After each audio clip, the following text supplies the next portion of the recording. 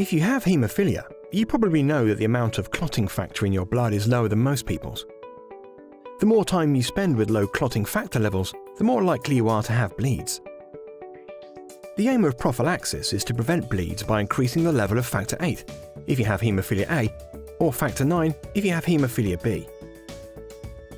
If you are on prophylaxis, your clinical team will have selected the dose and timing of your factor treatment that works best for you.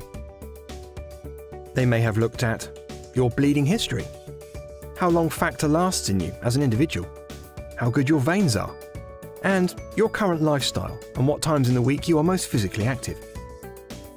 Your factor level is at its highest shortly after taking a treatment, but this gradually decreases over time.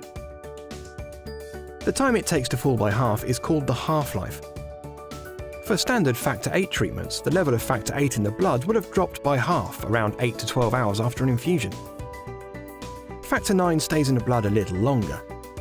After an infusion, it takes about 19 to 24 hours for a standard dose of factor IX in the blood to fall by half. But we're all different. Some people use up factor more quickly than others.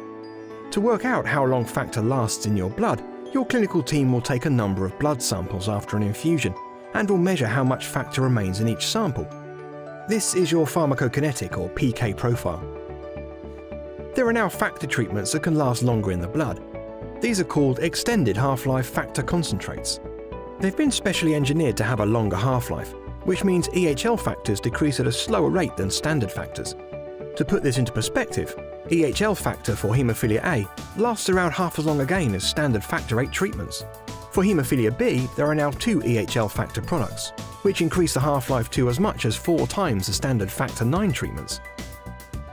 For some people, this could provide longer protection from bleeding between doses of factor, meaning fewer injections.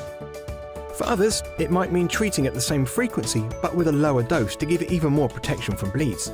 It's important to talk to your clinical team, as they'll give you more information and help you decide whether personalising your prophylaxis with an EHL factor is a suitable option to help you live the life you want.